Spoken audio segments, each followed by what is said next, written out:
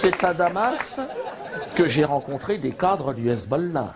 Ah, alors là, on n'a pas le droit d'en parler. Là, pas de musique techno. Hein. J'ai essayé à un moment donné. J'en ai vu un, je fais ça va?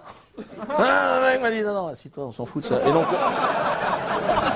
alors le Hezbollah, on n'a pas le droit d'en parler parce que c'est une organisation classée terroriste. Donc malheureusement, ah non, je peux pas. C'est en France. Mais non, c'est pas, ils ont été classés terroristes. Alors je sais pas qui fait le classement, c'est vrai, parce que je sais pas comment ça marche. Si c'est les matchs à l'extérieur qui comptent double, je sais pas.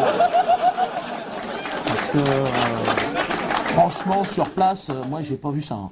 Moi, franchement, je vous le dis, hein, j'ai des amis du Hezbollah, hein, très bons amis, et les mecs se sentent pas du tout terroristes. Hein. Franchement, j'ai demandé, hein, mais tu te sens terroriste? Bon.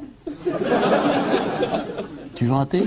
Ah, tu veux un thé? Tu veux un peu le temps? Non, on n'est pas du tout dans. C'est plutôt ceux d'en face qui sont vus comme des terroristes. Hein. Moi, j'ai pas de parti pris, hein, mais. Si, attends, l'antitessionniste, comme ils l'appellent là-bas, hein. Attends, ils sont méchants. Moi, j'y suis allé après des bombardements. Les mecs, ils bombardent tout le monde, là. Comme ça, on sait pas. La guerre préventive, en plus, toi, les mecs, les faux culs, les menteurs. Guerre préventive. Le mec, il balance tout ce qu'il peut, il n'y a plus rien. Hein. Mais c'est préventif.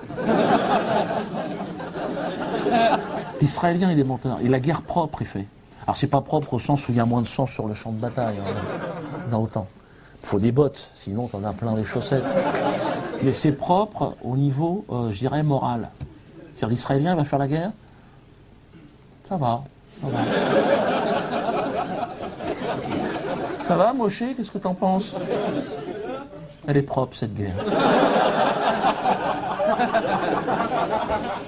Et puis c'est propre quand t'es dans l'aviation de Tsahal, parce que t'as même plus besoin d'être dans un avion, c'est des drones. T'es chez toi, t'es ton bureau, c'est propre, évidemment. Hein, t'as un joystick, une coupe de champagne. Une seconde, Rachel, je suis au-dessus de Gaza, chérie. Eh oui, je balance du phosphore blanc. Ramène-moi les pistaches.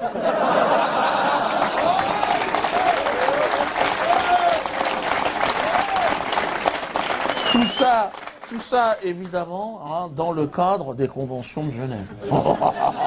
J'aurais pu faire un spectacle entier sur les conventions de Genève.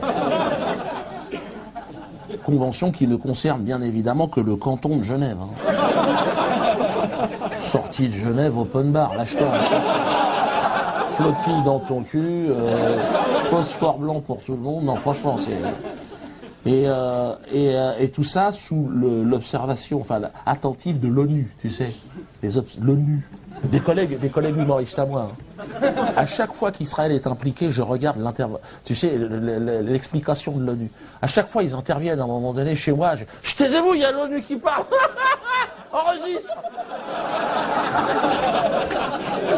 Le mec, bien habillé, le gars, il arrive. Non, cette fois-ci, non. Je crois qu'il faut quand même arrêter.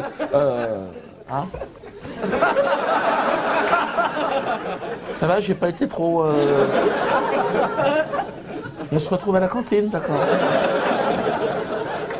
Et alors, l'expression tout en haut, au-dessus, il n'y a personne. Hein. Devant laquelle tout le monde se couche, tout le monde se prosterne. Le crime contre l'humanité.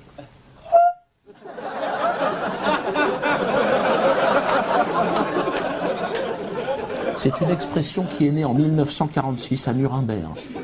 Avant, il n'y avait pas eu de crime contre l'humanité. Non, c'est pas rétroactif comme concept. Hein. Non. Les Indiens d'Amérique, non, ben non.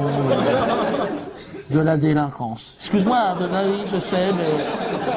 Hein, l'esclavage des Noirs, pareil, des risques interethniques. De la bagarre.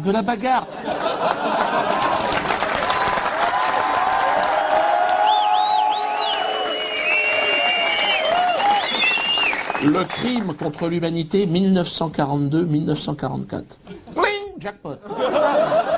Alors, je sais, certains vont me dire, Dieudonné, attention, est-ce que ce genre de discours devant un public pas averti, est-ce que ça n'est pas incité à la haine, antisémite? Non, je ne suis pas antisémite, que les choses soient claires. Hein, bon, toi, ça te fait marrer. Non, je suis pas antisémite. Déjà, j'ai pas le temps.